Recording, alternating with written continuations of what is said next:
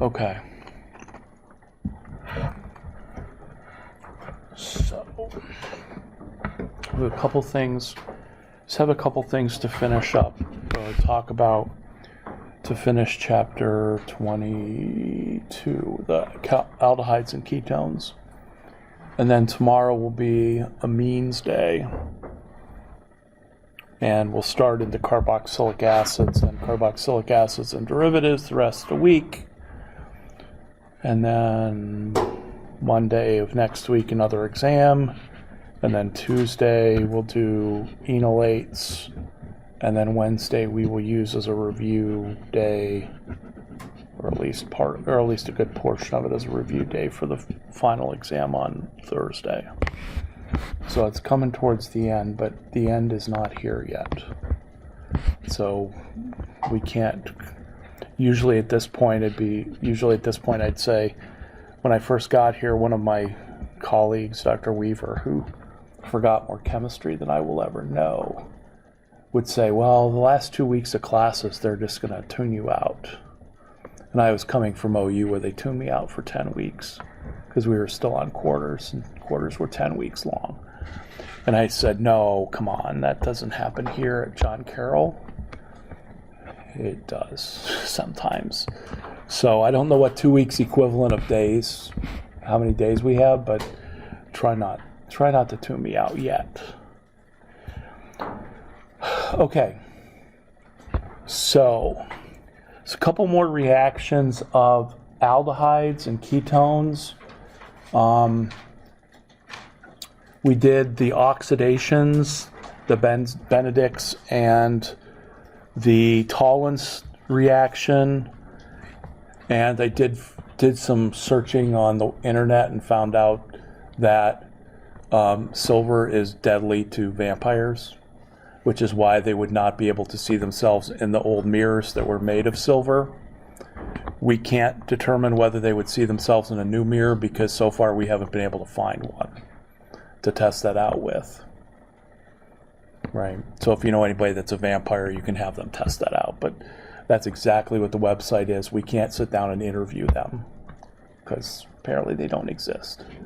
So that's the silver. Silver apparently is special to all mythical creatures like vampires. Alex? Do you believe in them? In vampires? Yeah. I have never met a vampire. I've met people that have sucked the energy out of me. And classes that have done that, but I've not yet met a vampire. But do you think they exist? I have no idea whether they exist or not. That's like aliens. I have no idea if aliens exist. But, you know, as wacky as things are now, who knows? So, okay. Let's talk about a way to make a reaction of ketones and aldehydes. And it kind of goes with the realistic theme of what people do when they do synthesis nowadays. Normally when people do synthesis, they're making very complicated molecules, and usually one group's working on one half of it, another group is working on another half, and when they get those two halves together, they try and use like a Heck or a Suzuki coupling to bring those pieces together. There's another reaction that's very similar in terms of its approach, and that's what's called the Vidiq reaction. So in German, W is V. So the Vidiq reaction is when you take a ketone or aldehyde, we'll take a ketone in this case, and we react it with a species that's called an ylide. And that species is going to have an R attached to a carbon with a minus charge, which is then attached to a phosphorus that has 3 benzene rings attached to it, which I'm going to abbreviate as phenyl groups, as pH. And that phosphorus then has a positive charge. So when we react these two species together, what we end up doing is kind of, if you want to think of this as a coupling, we're going to couple the R group that's attached to the phosphorus with the carbon that's attached to the carbonyl, and we're going to form a double bond. So we're going to end up with something that looks like this. And I'll just put a circle on that R. So we're going to end up coupling those two groups together through a double bond to make an alkene. And so the Vidiq reaction, which has been around for a long time, is kind of the precursor to all these different coupling reactions we talked about last week. So it allows you to basically make an aldehyde or ketone and then just directly form a double bond. And the only question is, where does the ylid go? I'm going to kind of show you the mechanism of this because all these steps are something that we've done, but it's not a mechanism I'd necessarily ask you now next week. But this is what I'm going to do. So I'm going to form that double bond from the aldehyde or ketone portion from one side, and then the other portion is actually going to come from an alkyl halide. So here's what I'm going to do. I'm going to take an alkyl halide, and in this case I'll just take a primary alkyl halide, bromide, chloride, and what I'm going to do is I'm going to react that with triphenyl phosphorus. So phosphorus on the periodic table is below nitrogen. Phosphorus is a better nucleophile than nitrogen. And phosphorus has the ability to form up to 5 bonds because it can go into expanded octet mode. So the first reaction I'm going to do is a simple SN2. The phosphorus is going to come in and kick off the halogen. And so I'm going to replace the I'm going to replace the halogen now with a phosphorus that's got 3 phenyl groups on it. The phosphorus then becomes positively charged. But there is a counter ion to that positive charge, and that's the Br minus. So while the Br minus get kicked off, it's still part of the molecule because it's still basically the counter ion to the phosphorus. So this is what's called an ylid.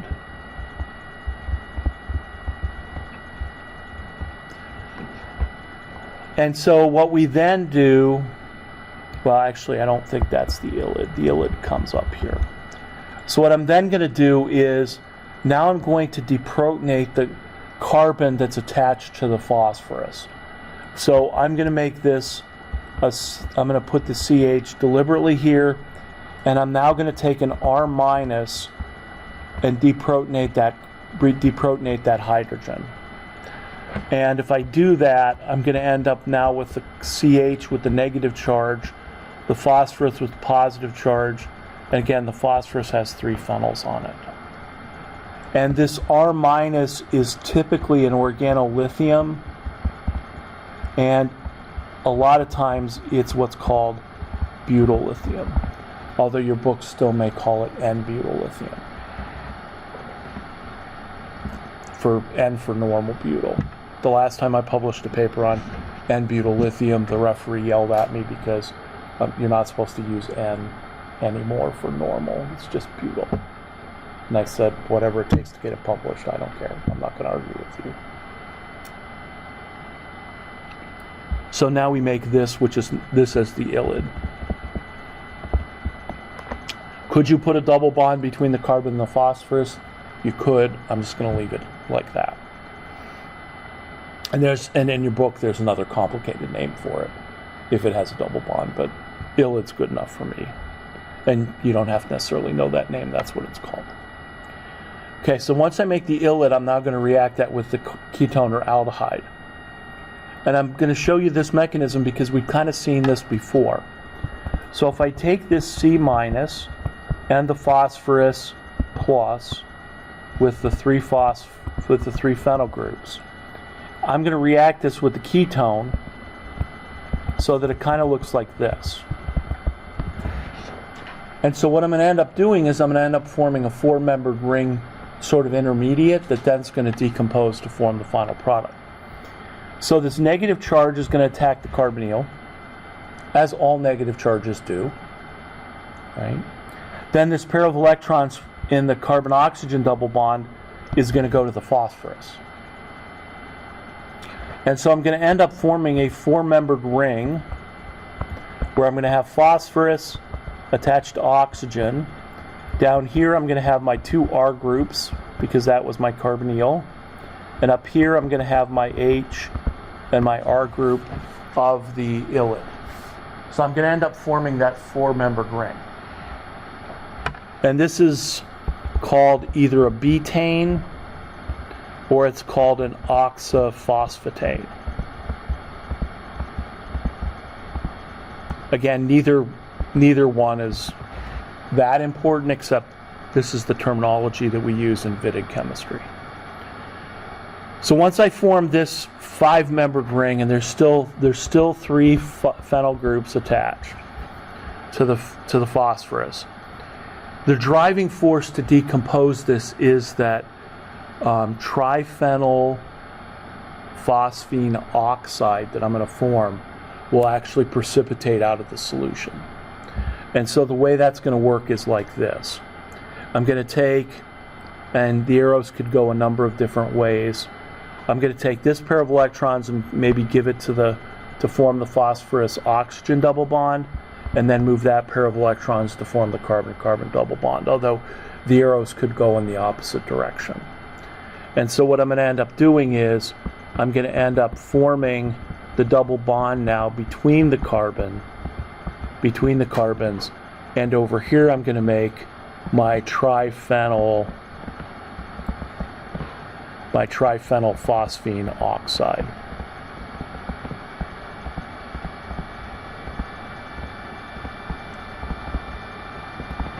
Which turns out to be a precipitate from the solution. So once it precipitates out of the solution, that forces the reaction to go to completion. So that's kind of the mechanism of way a Vidiq works. There may be a stereochemistry involved here, sort of a preferential one. We're not going to worry about that. If there isn't, people have tried to modify it so that there would be, so that maybe they could get the cis versus the trans or vice versa. But this is a Vidiq reaction, which is one of those named reactions. So what it allows us to do then is, for instance, if I took and I made something like that ketone, that phenyl ketone, and I wanted to basically form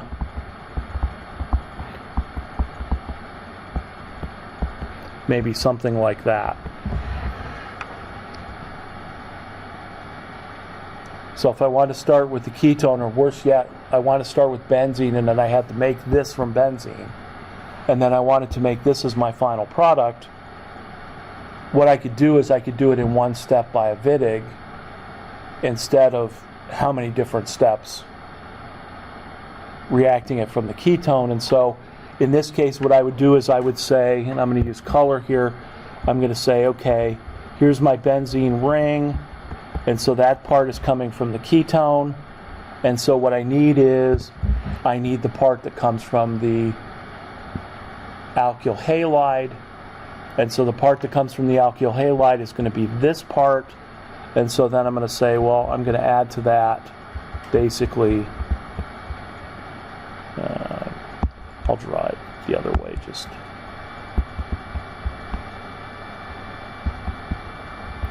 There's my bromine, so then I would add triphenyl phosphorus, butyl lithium, and then that would give me that final product. So now this group is the group that's now added. So I'm coupling this group with this group.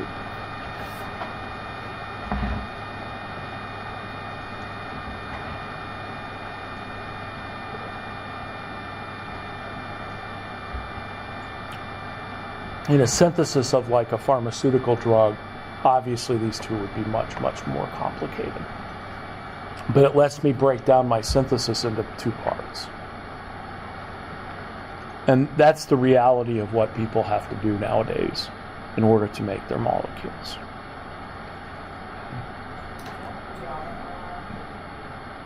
It's a BU. So in other words, it would be what I had written out before. It would be basically an R with R minus with an Li plus.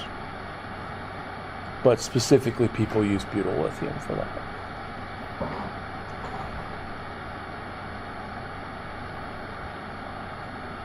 People don't normally make Grignards and organolithiums, they buy them. And this stuff is made in tanker car, railroad tanker car quantities every day. Because it's used not only to deprotonate, but it's also used to make rubber. So a place like Goodyear will use it, use tons of it. Something else I've researched through the years, so we won't go down that road. So this is Vidiq.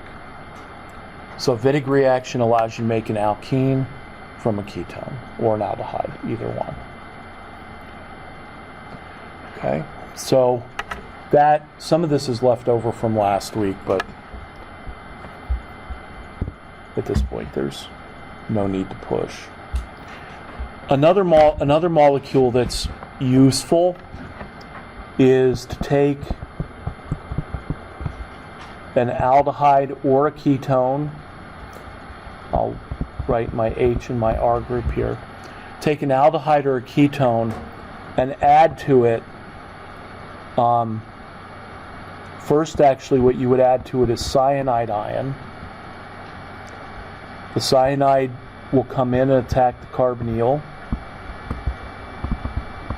so that we'll form our O- species.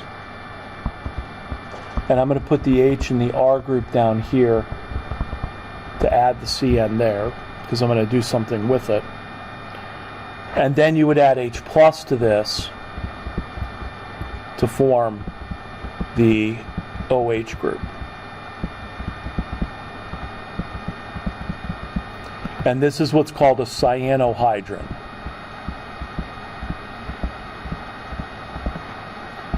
Now, normally in the textbooks, when you have a cyanohydrin, there's this bug that's like spraying stuff on a predator, because that bug basically keeps cyanide sort of in its system, or no, sorry, it keeps the cyanohydrin in its system, and then when it gets agitated and needs to ward off a predator, it can reverse this process and make HCN and then spray it on the predator.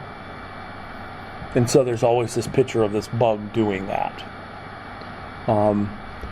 It's far safer in the bug's term to keep the cyanohydrin, which is not going to be, cyanide. But then it's going to spray the cyanide on the predator, and hopefully the predator leaves it alone. Or else it just keeps spraying it, and eventually the predator dies from cyanide. Now, we have to do the reaction in this order of cyanide and then H+, because we can't really keep HCN around because it's a gas. And this is one of the famous chemicals that back in the mid-80s, it's used to make different products that I'll show you in a moment, but a tank of cyanide got water inside of it and made HCN and exploded in India, and that was the Bhopal incident. And it was DuPont, the company that happened. It was one of their facilities, and it used to be DuPont had a slogan of better things through chemistry, which I think was co-opted by what's that show? The Breaking Bad thing. But they used to have that slogan, and then that happened, and so the slogan kind of disappeared. But you have to keep the cyanide away from water, or else you make HCN gas, which is a little toxic. So we can use that to make a cyanohydrin. What would I do with a cyanohydrin? Well, what we're going to find out this week is that a C triple bond N group. If this is not attached to a carbon with an OH, this is called a nitrile.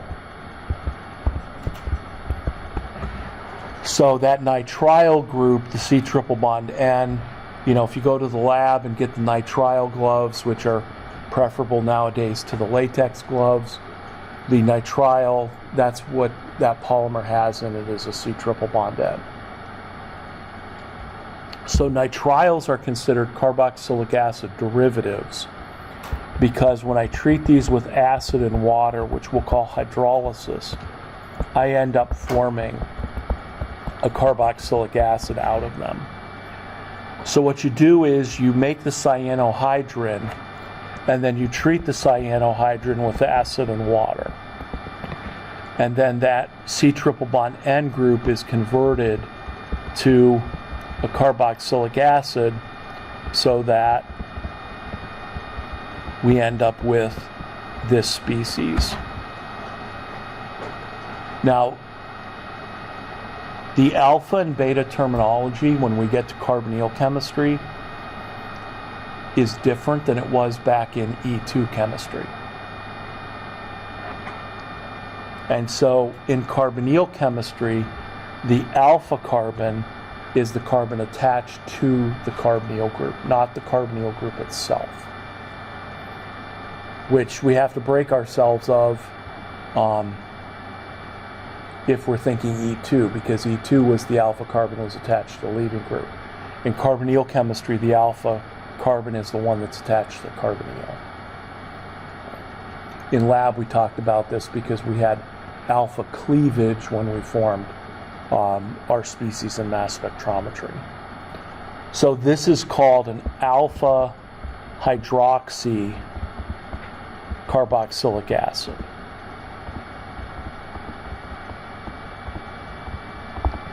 And its property that makes it really useful in sort of consumer products, particularly in like lotions and in cosmetic products, is that it basically has the ability to retain moisture. So it is a moisturizer, it's a component that's added to different cosmetics. Sometimes it'll be called an alpha hydrox or a hydroxy carboxylic acid. So if you have those kinds of products and you look at the ingredient list, you may find those in there. And so the way we make those is we just hydrolyze a cyanohydrin. So it plays an important role in cosmetic chemistry, which you might say, really, there's cosmetic chemistry. Oh yeah. There's 2 Lubrizol facilities in Greater Cleveland area. One's in Painesville. They make additives for gasolines and other organic materials. The one that's down in Painesville, the one that's down in Brecksville, Lubrizol Advanced Materials, does consumer products.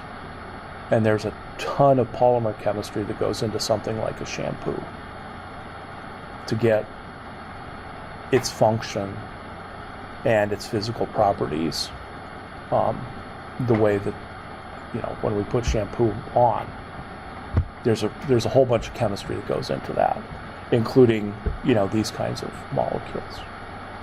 That's beyond fragrances and all of that other stuff. So these are used for moisturizers. So there is a use for a cyanohydrin. And that's usually what happens next, is it's hydrolyzed. And there's the bug.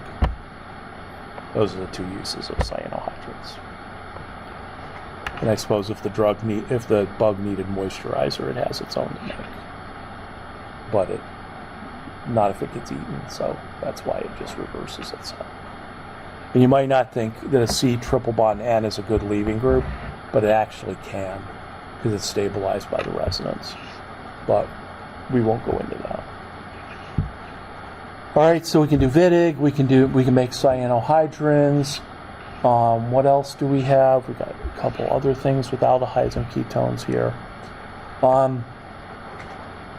The next one is, how do we reduce aldehydes and ketones? So What do I mean by reduction? So if I have an aldehyde, or better yet, if I have a ketone here, what can I reduce that down to? I got two choices. I can reduce it down to an alcohol, or I can reduce it to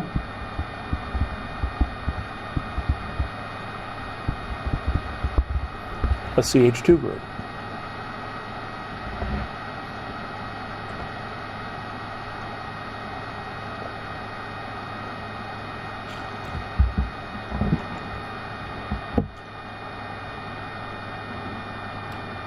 We know there's reagents.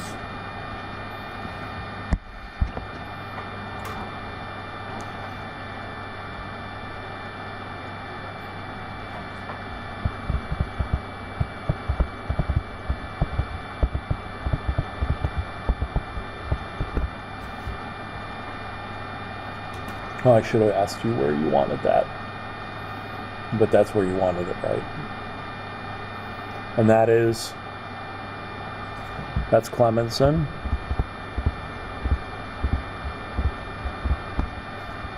And then what else goes with that?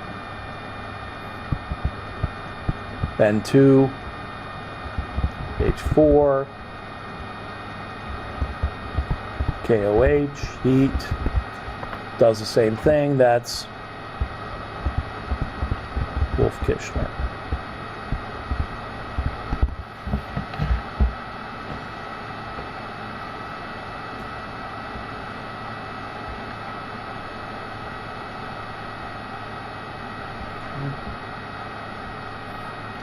So those we used.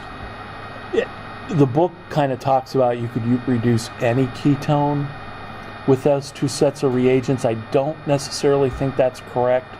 I think one is just for phenylketones and the other one might be more generic. But if we needed to do that, I would let you do that. Top one, how do we just go to an alcohol?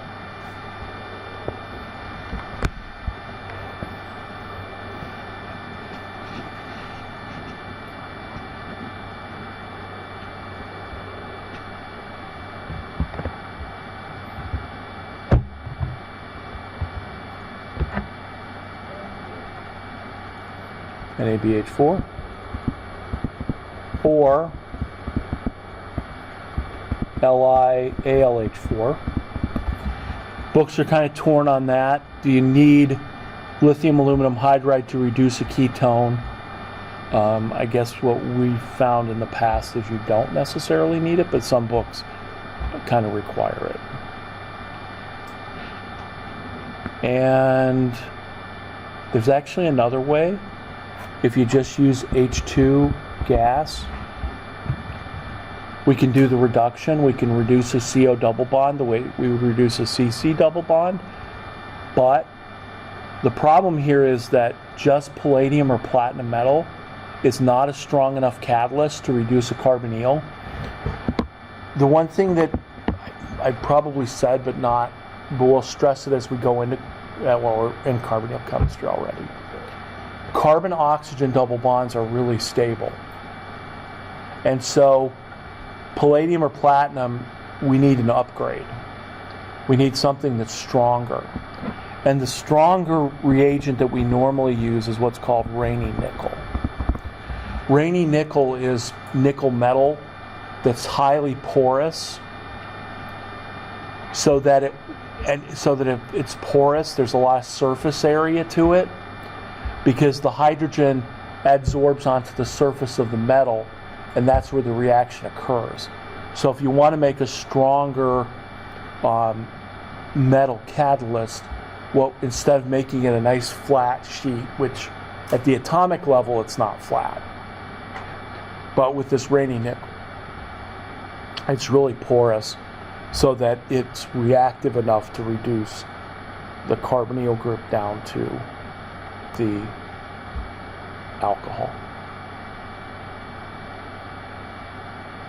So you can use either one of those. So that's how we reduce ketones and aldehydes. There's nothing really new there. It's just using these reagents. And depending on what we want. And I could probably be creative if I wanted to. Because if I was creative enough and I forget these two reagents, I could say, oh, but what if I take my alcohol and I convert it to a double bond? Can I then take my double bond and form this?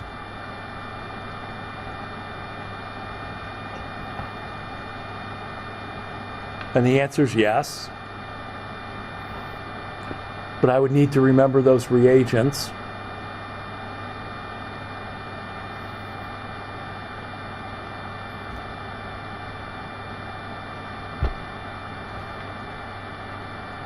And we're constantly in review mode. I forget what that's called. There's an educational term for that, because every time you learn something new, it's almost like something else has to go, but it really doesn't have to go or shouldn't go. So we have to do constantly reviewing to keep it from being like a zero-sum game.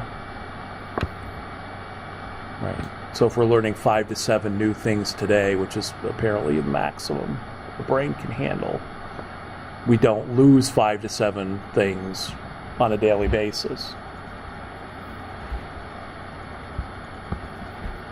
Anybody give me a reagent for either one of these?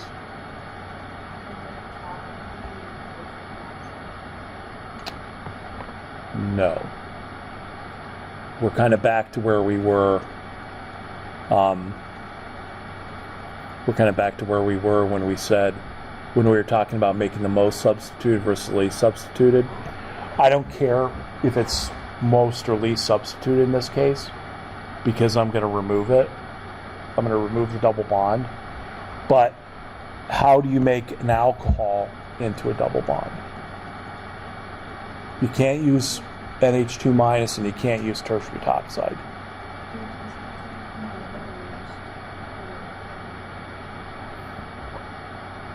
I could do that. So I guess there's a third pathway here that we could convert the OH into like a Cl. And then we could convert the Cl, I guess, to a double bond. So if you want to use tertiary butoxide here, I'll agree.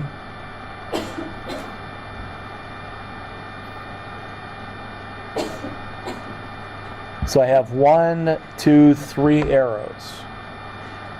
Give me a reagent. Your choice of arrows.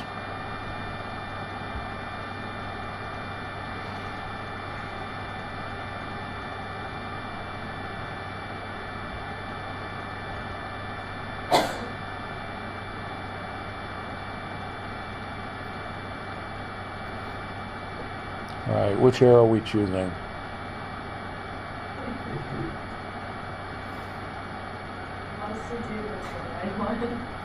He does. What reagent? Nope. Tossle. Okay, you want another arrow? Here's another arrow. All right, you want another arrow? Here's a third arrow.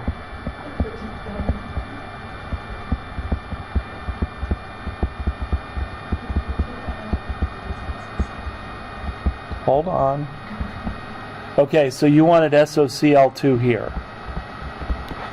Or PCl3, PCl5. Okay. So then you wanted a tosyl chloride here, which would then give me the tosylate ester. And where can I go with the tosylate ester? Well, I can go directly here if I want. Or I could go back up here if I wanted.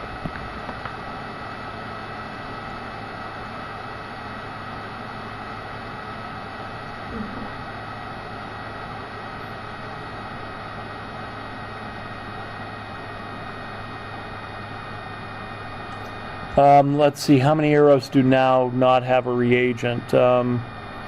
Just 3. But we were at 3 before.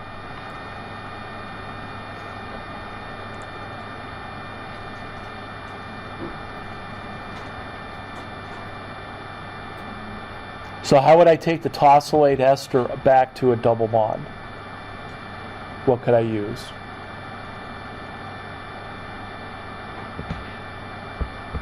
I want to take the tosylate ester and I want to make it a double bond. What could I use there? It's already up here.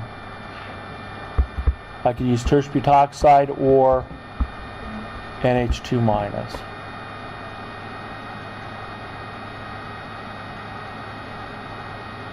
How could I convert the tosylate ester? How could I do this reaction right here?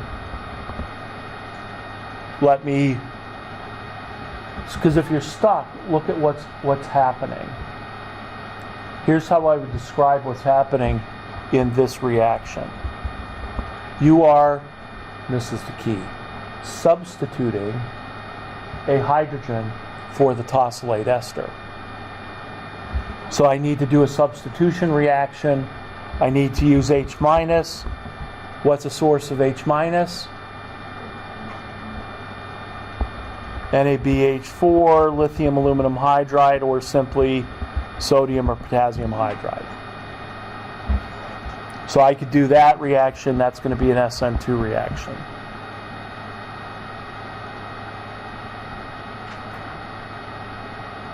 Okay, so we had a bunch of arrows, but we still didn't get to the original two. They're still sitting there. How do I convert a double bond to an alkane? What should I do? So I'm going to take this double bond and I want to convert it to an alkane. H2 and palladium would work. Okay. How about H2 brainy nickel? Doesn't matter. H2 and palladium or platinum would work. And then how do I convert the OH to a double bond? I'll give you a hint. Heat. H2SO4 and heat. Dehydration.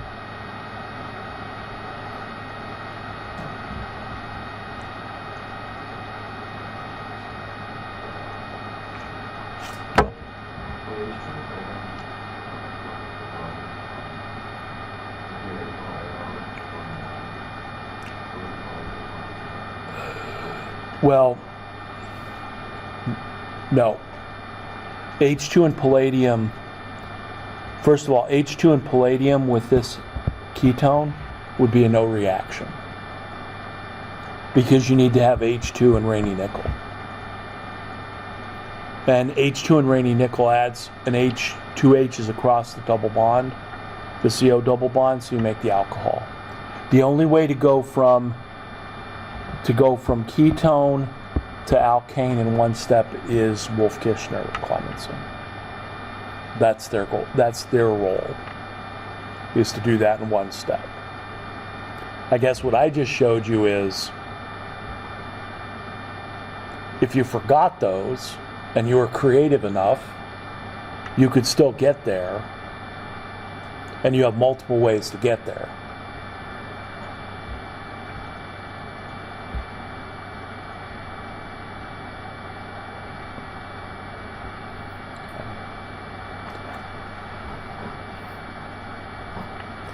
That probably needs to be cleaned up a little bit. But one of the best ways to learn this at a deeper level is to rewrite your notes.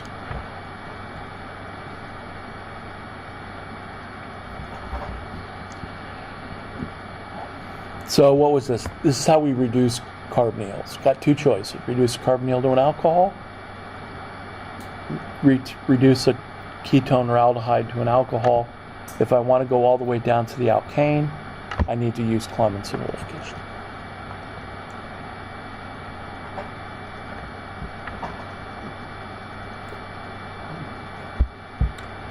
Last thing about ketones and aldehydes. Is that the last thing? We'll work it into other things. But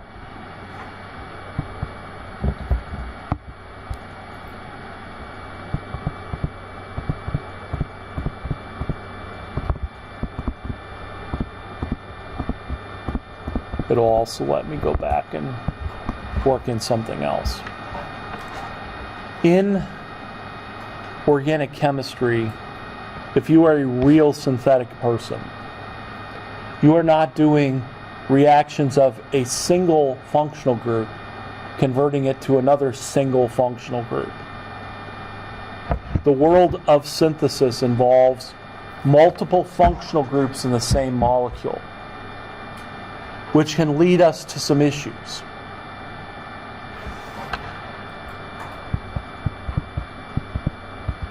For instance,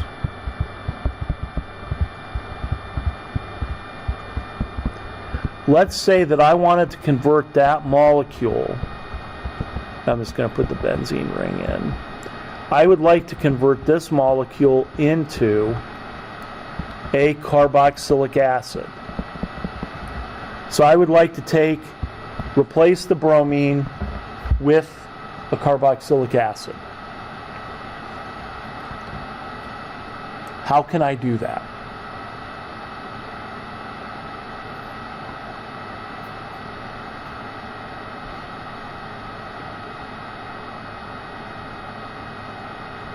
Give me a reagent or two.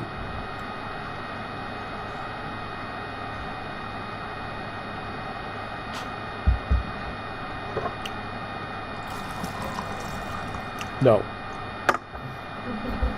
CaMNO4 will basically take that entire group and convert it into a COOH group that's attached directly to the ring. So that's too harsh. I'm going to need 2 steps.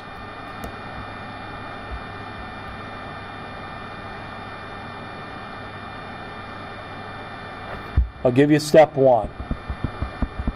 Magnesium.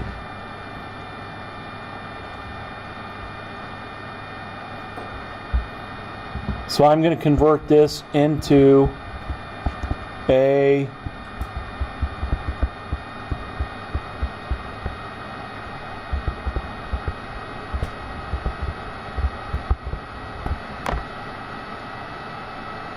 what's that? Grignard. So I'm going to convert that into a Grignard. And then what am I going to try and do? What do I add to the Grignard to make a carboxylic acid? CO2. So I would then try and react this with CO2 to make the carboxylic acid. I'm never going to make it that far. Why not? Because when I make this Grignard, what's going to happen to that ketone? What do Grignards do? They react with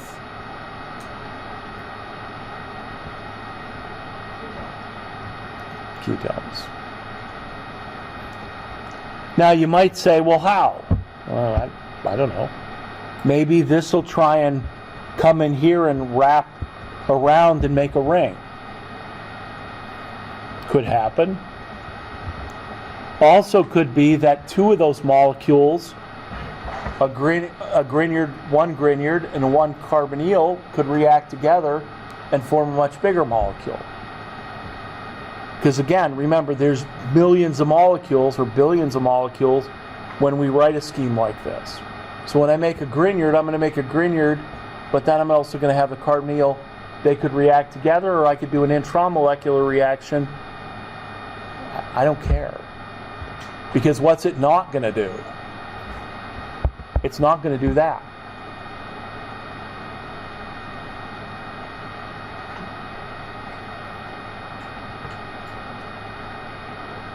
So I need a workaround. I need a way to be able to do this reaction. So this is where protection comes into play. So what I'm going to do is I'm going to protect the ketone. And then I'm going to make a Grignard. I'm going to add CO2 to it. And then I'm going to deprotect the ketone.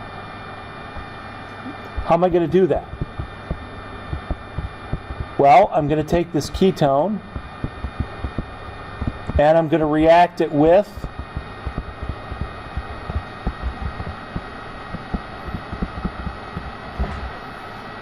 ethylene glycol.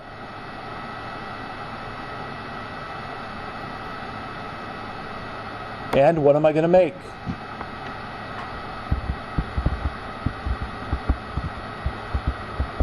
I'm going to make a cyclic ketal.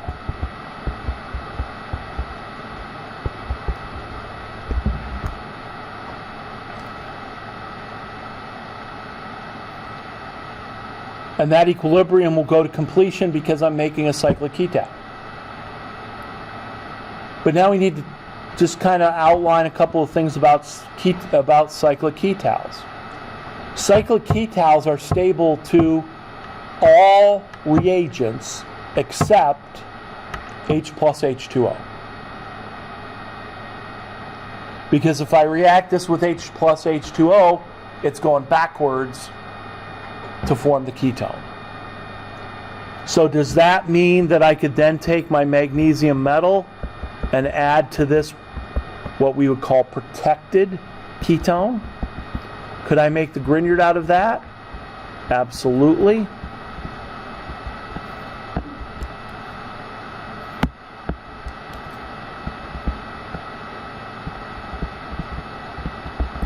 Since that is a basic reagent, not H plus H2O, it will not touch the cyclic ketal. And so this is where the term protected comes into play. I've now protected my ketone. So now I make my Grignard. I say, okay, let's go ahead and react it with CO2. That is not H plus H2O. And so now I'm able to add my CO2 to the Grignard and make my carboxylate, my deprotonated carboxylic acid.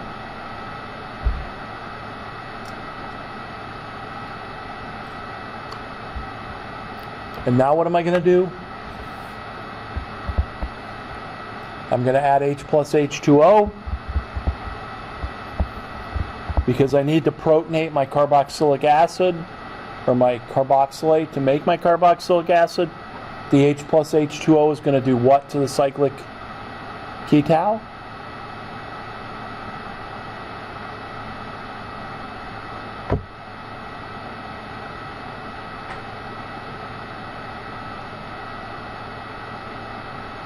It's going to convert it all the way back to the ketone.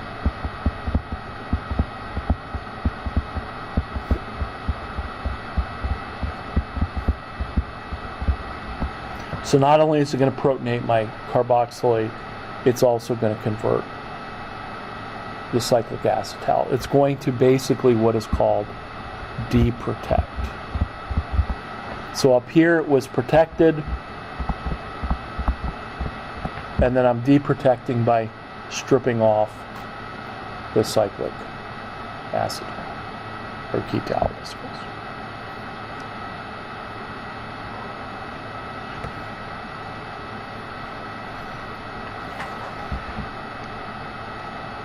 So the real use of cyclic acetals and ketals is really in terms of protection.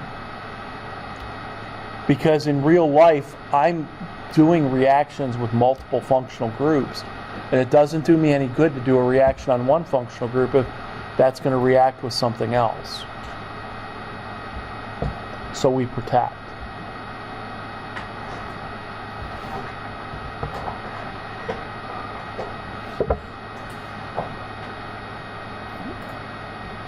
So cyclic acetals and ketals are stable unless the reagent is H plus H2O. So as long as they don't see acid, they're perfectly fine. Once they see acid and water, they're going back to where they came from, aldehydes and ketones. So this is what's called protection and deprotection.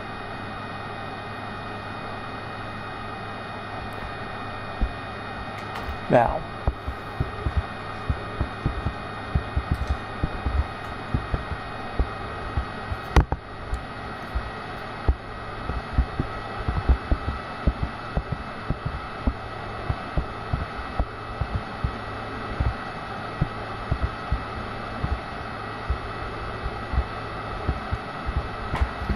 remember these from last week? Of course you do. So it was only last week.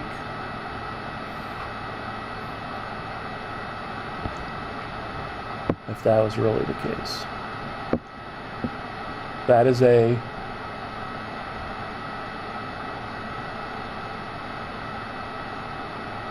sugar. In the Hallworth projection, like you would see it in biology. There was a time in the 70s or so when we had the oil embargo from the Middle East, which none of you were around for, when we had to buy gas on either even or odd days, which was no fun. But it did happen. They embargoed oil from the Middle East, so we had a shortage of oil in the U.S. So we had a shortage of gasoline. Yeah, you can only buy on either even or odd days. Individual people. So you could only go to the gas station on a certain day. Well, then you just have to wait a day. So this was during the Carter administration, which is partially why he was only a one-term president. At that point, there was a theory that sort of went out that, hey, we don't necessarily need petroleum. We could make everything we get from petroleum from sugar. So all we need to do is grow massive amounts of sugar cane. And true, if we had ethanol cars, we could power our cars on ethanol. Yeah. Because there's not enough ethanol for everybody, and because it doesn't provide the energy output that gasoline does.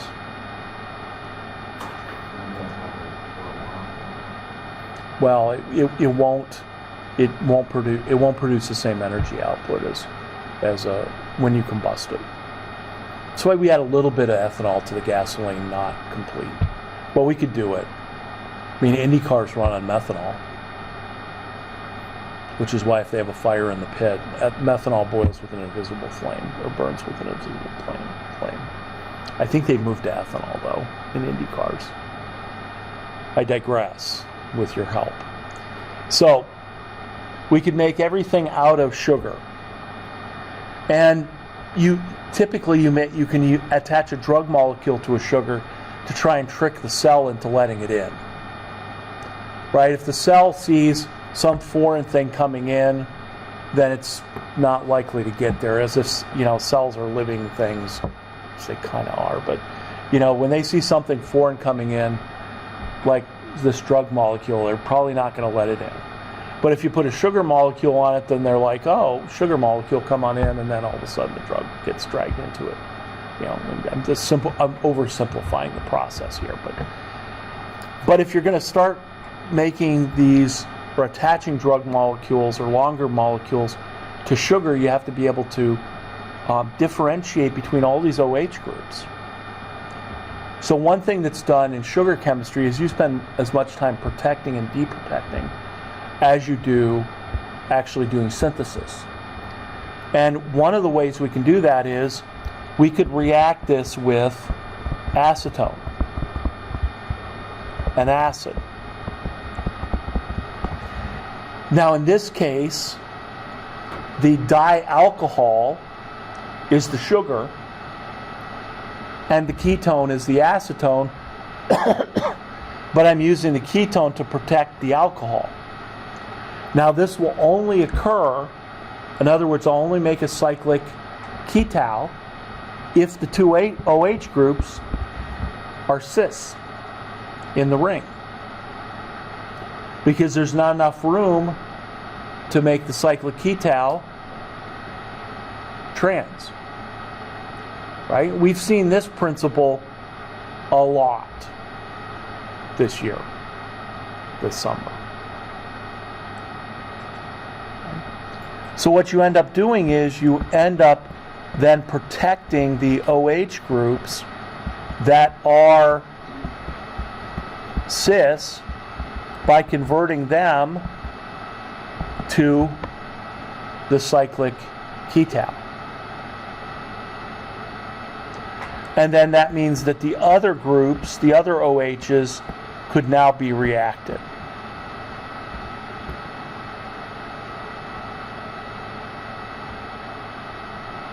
So in sugar chemistry, when people are reacting sugars, they spend a lot of time trying to make these OH groups react differently, and one of the ways we can do it is we can protect our cis alcohols using acetone. And then when I want to go back, I just add H plus and H2O. So in this case, it's a reversal, whereas that cyclic acetal is used not to protect the ketone, but it's used to protect the sugar, used to protect the diol. And so that's sometimes used in sugar chemistry, as is converting OHs to esters and other things. And I did not talk about silyl protection of alcohols back in that chapter, but I will do that tomorrow just to go back and review that. And then we will start talking about amines. So chapter 23, I think we'll go through all of chapter 23 tomorrow, so that if you're reading, that's what you want to take a quick look at. And then there are videos on the various aspects of it, but we're going to go through amine chemistry and then start talking about carboxylic acids.